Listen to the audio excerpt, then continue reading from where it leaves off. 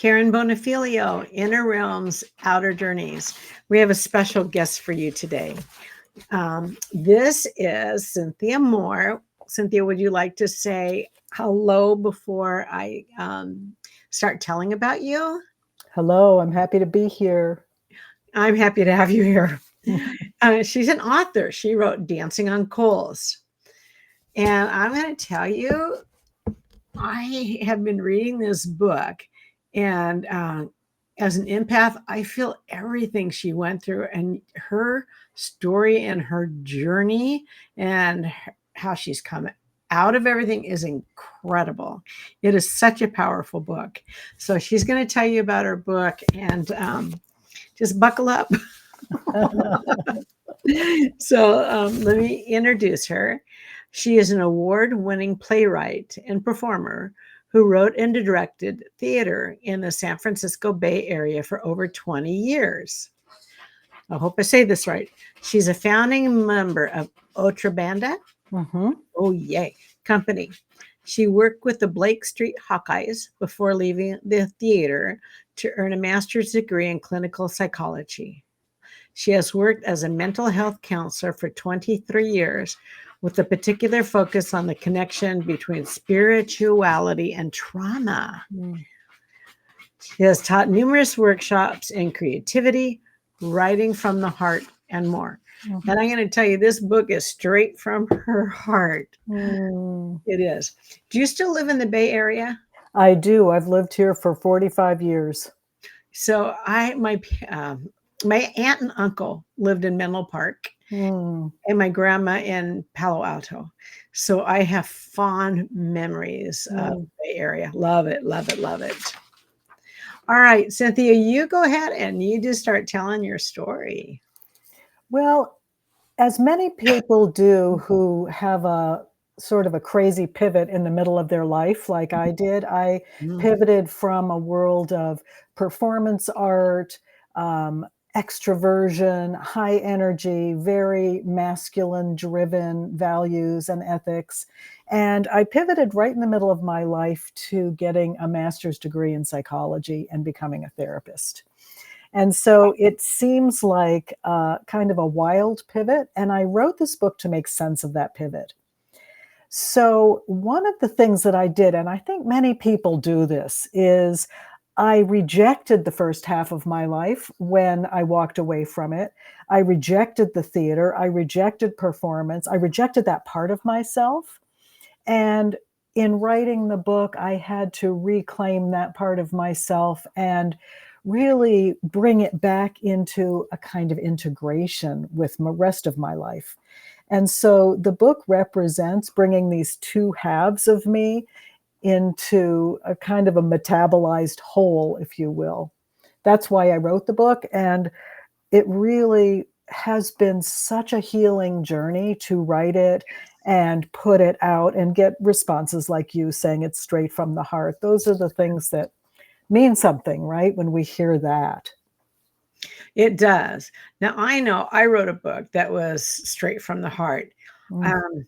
It was difficult. Mm. It was really difficult to open up and be that vulnerable. Did you find that on your journey at all?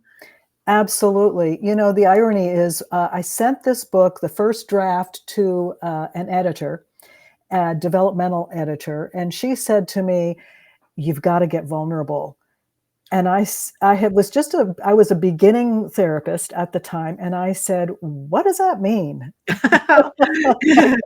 I didn't know what it meant. I really did not know how to be vulnerable because in the theater, as I said, I was really extroverted, really out there, not disclosing, revealing, opening my heart. And so I had to find out how to get vulnerable. And one person that really helped me was Annie Lamott. Uh-huh. Do you know her writing? She's very vulnerable and very funny. She's a person who can tell you her deepest inner secrets and make you laugh at the same time. That's crazy. Wow. And so she inspired me. I wanted to write this book in that style if I could. I wanted it to be light and funny and humorous, but also to reveal some of the trauma that led me to take the path that I did take. Yeah, and this book, for the audience, is full of trauma, Mm, and we all suffer from that, and not all of us come out well from that. mm, I've also heard, and my son is a therapist, mm, that people that have a past that is difficult will become therapists too, mm. to try to help heal them. I don't know if that's true or not. Did you find that to be with you, Cynthia? I think that's pretty typical because once you start digging in and excavating and pulling apart all the threads that make you who you are, it becomes fascinating and you sort of get hooked on the landscape and you start to understand how it works and how you can help other people. And that is a big motivating factor. I also think that when there's a lot of trauma, that we are more inclined to find spiritual dimensions in our life.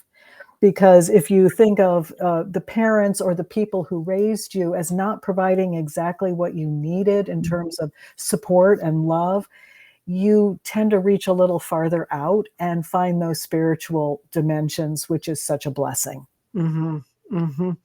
Um, some people turn to religion too. Mm. Could that be that they need the structure or something with that? I mean, I'm not sure. I would think so, right? Doesn't that make sense that some people like it to be more structured and like to have a big daddy on top or someone that they can rely on? And that works for some Mhm. people. Yeah, it That's the does. format. Yeah. And for me, I was just always seeking. It was, as a child, I was unhappy. And so I was looking for where do I find the joy? Where do I find the comfort? And actually, when I was 10, I went into a Catholic church and I was so inspired by the ritual and the incense and the altar and the images. I came home and said to my mother, I want to be a Catholic. How did that go over with your mom? Well, her response was, over my dead body.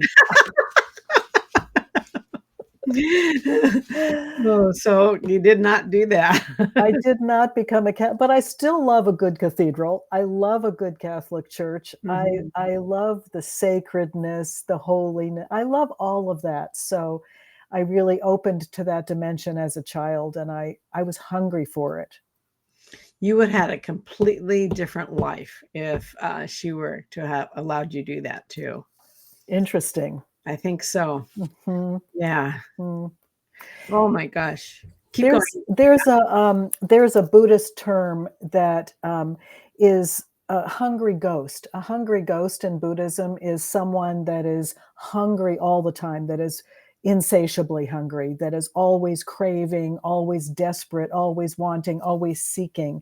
And Mm, so I did become somewhat of a hungry ghost, and it yes. was that drove me to push so hard, try so hard, overachieve, and it was that also, I think, led me to the path that gave me ultimately peace and contentment and joy. Mhm. So my story is the story of someone who started out as a hungry ghost Mhm. and overcame that and found that really it's not about pushing, trying, striving, efforting. It's about being in this ordinary moment and having it be enough. Oh, that's a gem right there. That Mm, is a gem right there. mm, Yeah. I was surprised in the book, um, when you talked about your husband, mm. he's just so polar opposite than you. Mm. Yeah. Yeah, and it was interesting because my husband is someone who is very relaxed and calm and present in his body. And when I met him, my whole nervous system recognized that and Mm, wanted that and yeah. said, this is the love that I need for my nervous system to realign. And in psychology there's a term co-regulate. If you meet someone that's calm and present, you can co-regulate and become calm and present yourself. And I think I did Ooh. that. Isn't that nice? Yeah, it is nice. It's a good term. And people can also dysregulate you. So watch out when you meet someone who's agitated or, Oh, yeah. yeah. Yeah. I Mhm. rather co than dis. Exactly. Oh, that's interesting. That's fascinating. So that's what therapists do, right? They co-regulate with their clients. They bring in the peace and the presence and the calm that allows their clients to feel safe Yes, and to do the inquiry that they need to do for healing. and safe and vulnerable Safe and vulnerable. because they're Exactly. telling your deepest, darkest secrets. Mhm. Yeah. Mhm. I like when I was reading it about the therapy and, you were incorporating different modalities into it too. Mm. That was, pretty enlightening. I really enjoyed that part. I like that you, I don't know, wanna say stood up for yourself, but you knew what to do, and you Mm. knew what was right and Mm. the right way to do it. Well, I did go back to school in my 40s, and so by Mhm. the time I got my degree, I was almost 50, and when you're 50 years old as a woman, you kinda know your way around, right? Yeah. You're not just starting out.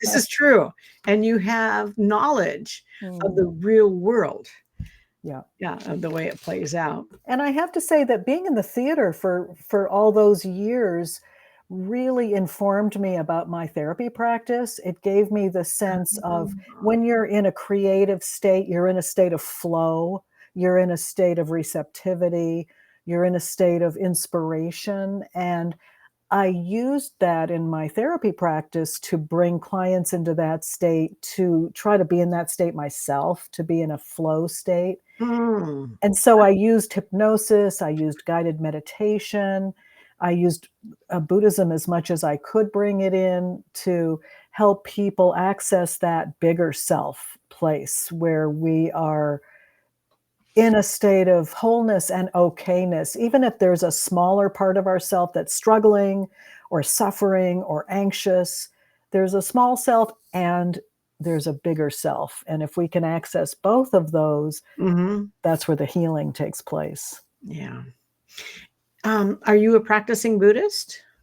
I do meditation every day. I practice with a lot of different texts, not just Buddhism, but Hinduism, non-dual, anything that appeals to me really, but I have meditated every day for 40 years. That is incredible. Mm.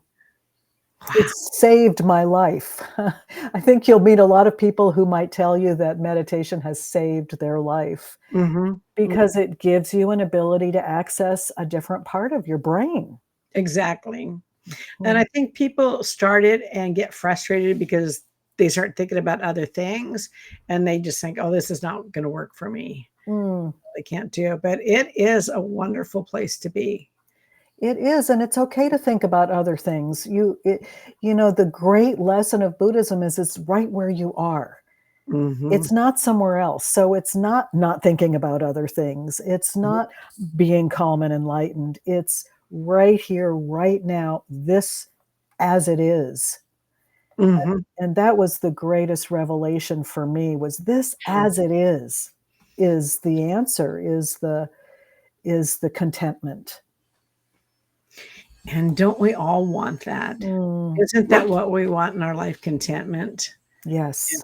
And I tell you, you didn't have that for a long, long time. That's right. Yeah. That's what I longed for. I longed to just and really what trauma does, right, is trauma makes us we don't feel safe. And so we're craving safety by, Yes. the Mhm. path we take, the errors we make, the mistakes, is all a way of craving some form of safety, and I did ultimately find safety with my husband. I have a Mhm. beautiful family. I got a great career that I love.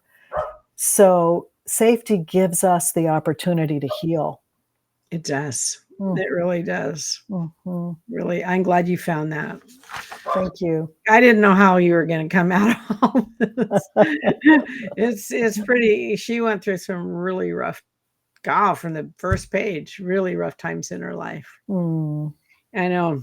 And then I'm sitting there thinking about my childhood and how I grew up, and I'm thinking, "Wow, I was pretty fortunate with that." mm. My trauma hit later in life, you know, Uh-huh. not the first, 19, 20 years after that. Yeah. Mhm. Did you face any challenges while writing the book? I did, because I had started out in the theater and I was so performance oriented. The Mhm, idea of putting myself out there and being performance minded again, as putting a book out is mhm. a performance of sorts. That was terrifying.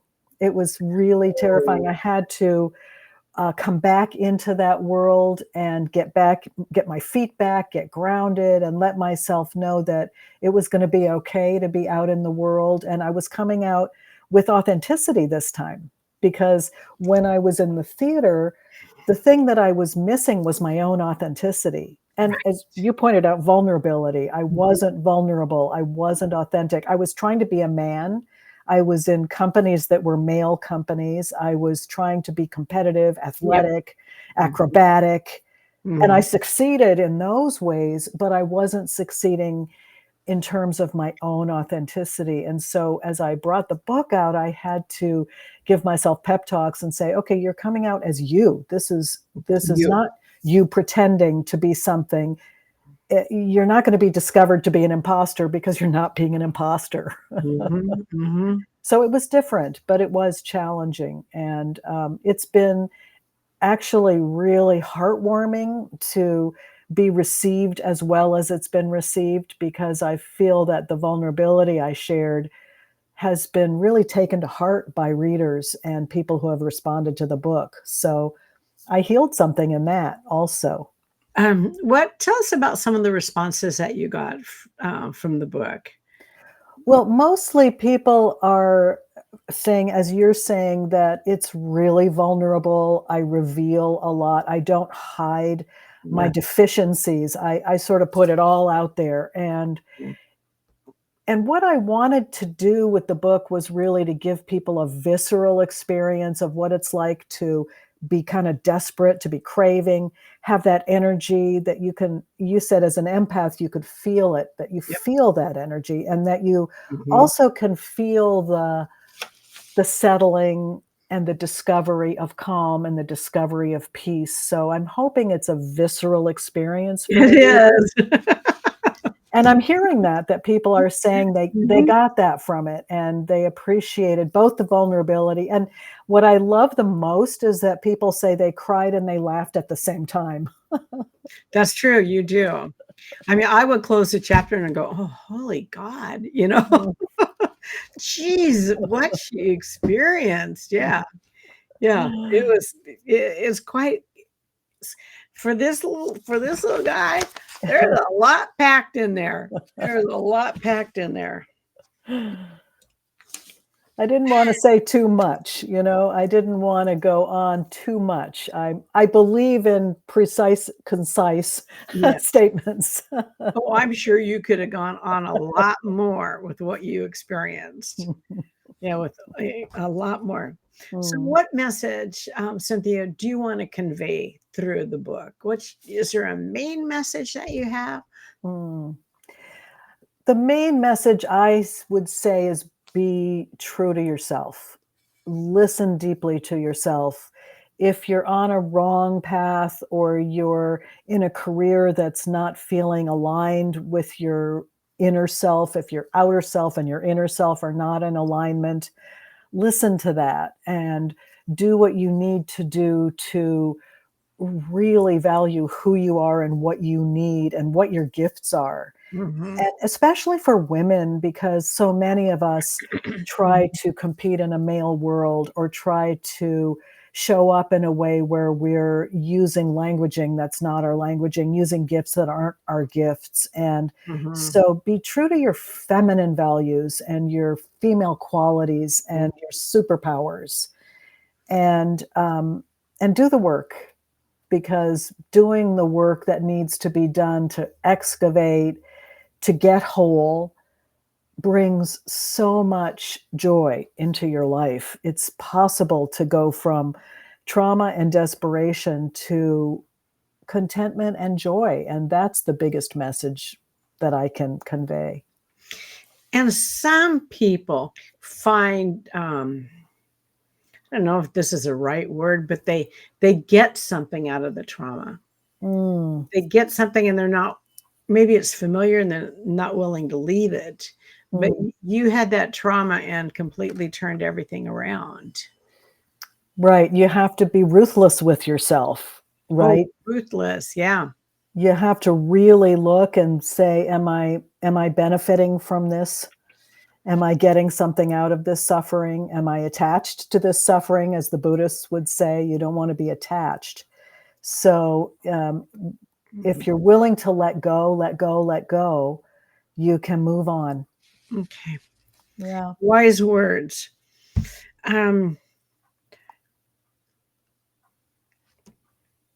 So I think that writing this book was very cathartic for you.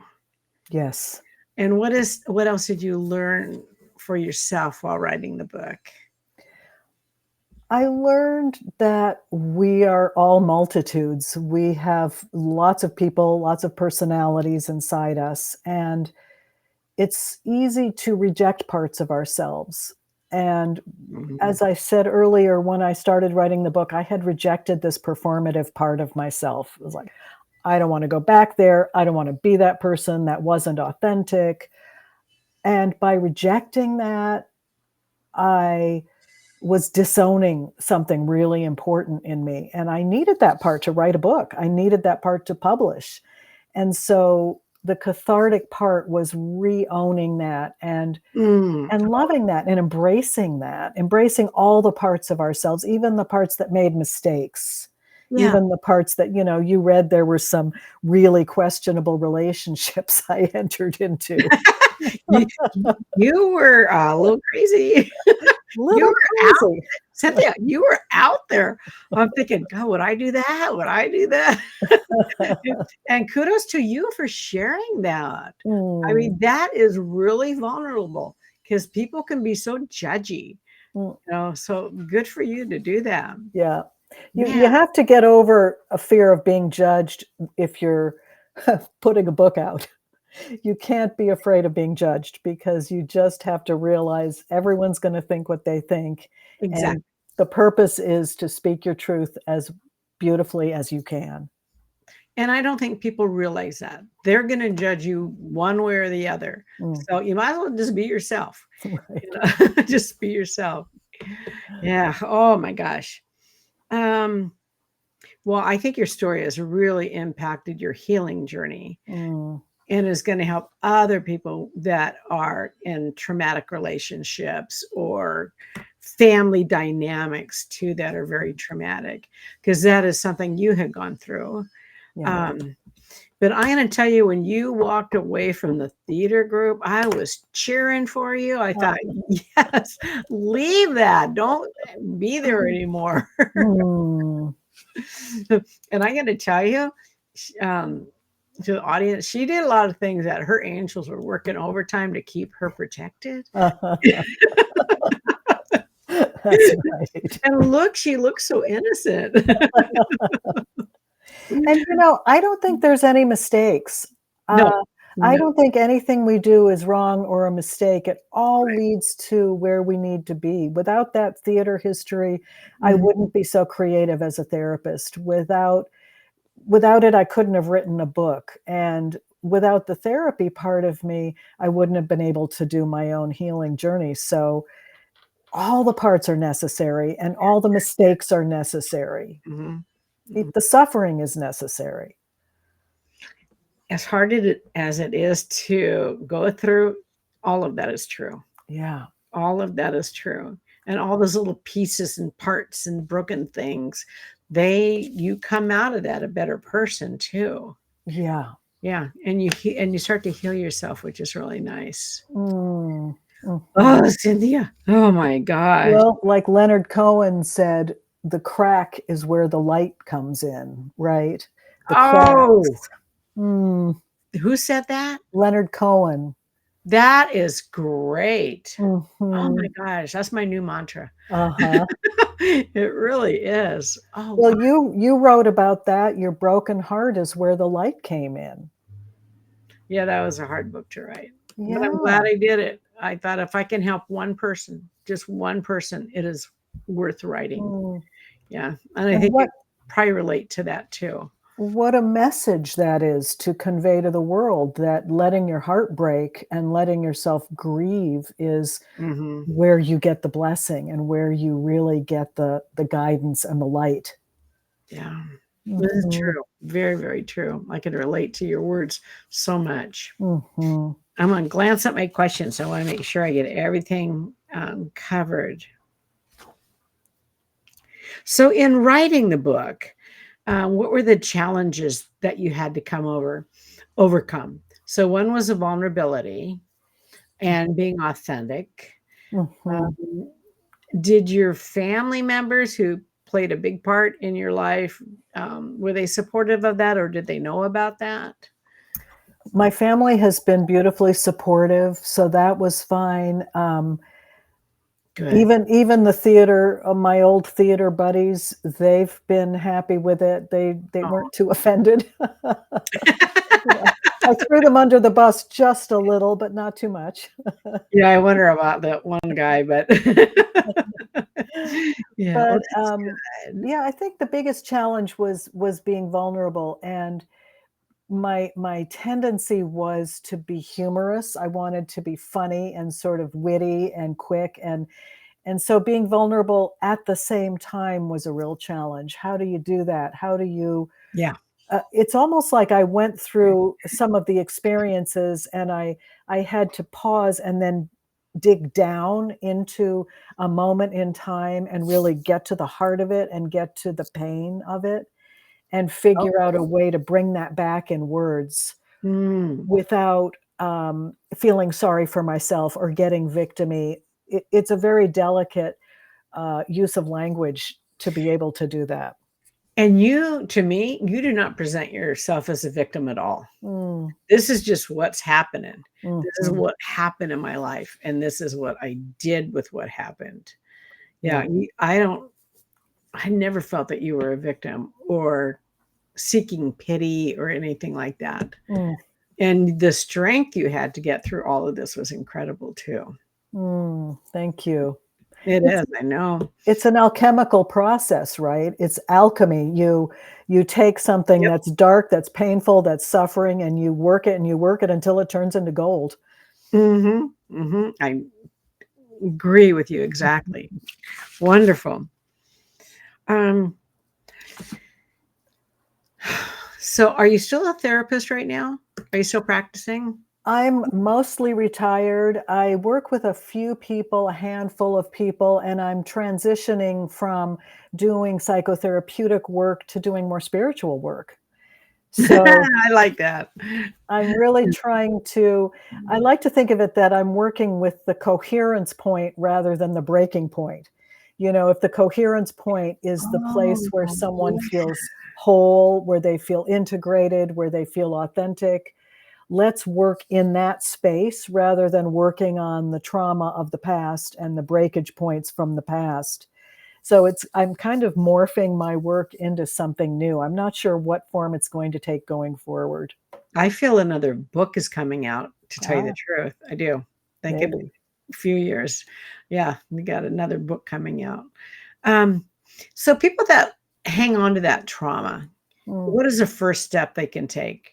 Because I know I have a friend that I can't say a certain word to her because from a childhood memory. And I'm thinking, I can't say the word sack. And mm, do you want me to put this in a sack? She goes off on it. And she's been trying to do this for years. mm, But how do people truly heal from that? mm. Well, one of the things that happens when people get stuck is, in my experience, they haven't felt really heard enough. And even as a beginning therapist, I would often come in and try to move people along, and that never works because Oh, you if someone feels that you're trying to move them along, they're going to get even more stubborn about grounding in that trauma because they really need it to be seen and gotten and heard. And once they're convinced that you've gotten it, really gotten it, and you're with them, then you can begin to offer them alternative viewpoints or alternative places to stand, but not before you've gotten it.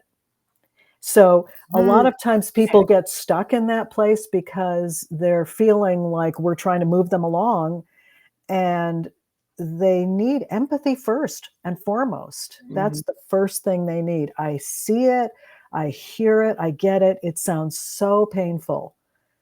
And now, where's your bigger self? Where's that wider perspective in you? Can you open up to that? mhm, And if you can hold both of those at the same time, the bigger perspective and the suffering at the same time, something shifts. mm. And that's what happened with you in the book also. Yes. In the book also. Mhm. Um, I think I got everything. Okay. But what else would you like to say to help the listeners to deal with these types of things in their life or about your book? Because your Mm, book is very, very powerful. It thank you. it packs a punch from the minute you open, and I am almost to the end. I won't give anything away, but it's one of those. It's a great book, Cynthia. It seriously is. Uh, Thank you. any recommendations for people? Well, I say write your own book because we all have a voice and I was going to ask you that question. Oh my gosh, I held back. I shouldn't have. you shouldn't have. Well, you wrote your book. You had to write it. It came out of you. It was Well, necessary. my heavenly team told me to write that book. Mhm. Yeah, Me too. My heavenly team told me to write this one. they did. So Mhm. you could help people too. Mhm. Okay. So let's give that mixed message or that combined message, you and me. Listen to your heavenly team. Oh my gosh, all the time. All the time. Yeah. And through the meditation, that helps a lot Mm, too. yeah, Yeah. yeah. So find your voice, Uh-huh. write your book, tell your story. We all have something to offer. Go ahead and offer it. Those words are just beautiful. And it's supposed to be about finding your voice, Yeah, finding your voice and, yeah. standing in your truth too, about Yes, who you really are. yes. Because I know for myself, I gave my power away in my life. Mm, But I also take that as a lesson. Those were lessons for me and how I grew from them. And you grew from your whole life. I Yeah. gave my power away as well, right? I think as women, there isn't a woman on this planet who has not given her power away At some point in time. at Yeah. some point in time. So call it back, reclaim it, own it, stand in it, write your book. Hmm. Oh my gosh. Cynthia, it has been a pure pleasure having you on here. A delight to meet you.